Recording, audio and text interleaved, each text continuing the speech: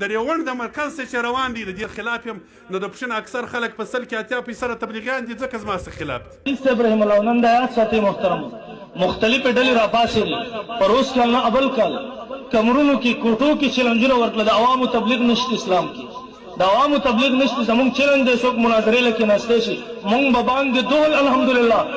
چوک په چوک جلسه په جلسه جماعت په جماعت مونږ قبول کو مونږ تبلیغي جماعت د عوامو تبلیغ شته کې نشته بیا په جماعت کې کستا مؤذن ولاړ حي علی الصلاه حي علی الفلاح وای ما وی دا بل ریکې بیا په برېلې مولا ولې چې اذان توکا ځکه حي علی الصلاه حي علی الفلاح تبلیغ دی په دې ته پابندي ولګول ما وی د قران نصوص پر واخلو باغی پابندي ولګوا ما وی د نبی علیہ الصلوۃ والسلام احادیث په وګورو بلغوا عني ولو آیا داغې نه انکار وکا ما وی د صحابه ژوند به وګورو الته د نبی علیہ الصلوۃ والسلام یو صحابي ایمان راوړي داغې نه فورا خپل قوم ته دعوت ورکړي دغه چې تاسو کوم واتکل علم تاسو باغې سره په علم سره تعبیروي هغوی د علم نه دی زده کړی په هغه صحابه باندې به ما وی سټه په لګوي او بهرحال محترمو چې کومه چیلنج راغی د مناظرې الحمدلله دریم کال دی د علماء دیوبند دغه بچو دغه خادمانو 2 کاله 3 کاله مخکې قبول کړی دی موږ وایو تبلیغي جماعت ته چیلنج تا ورکړی دی د تبلیغي جماعت خادمان رضاکاران الحمدلله سلیریج دي تاریخ ټیم ستاره خو د مناظرې میدان ولګو بسم الله کړه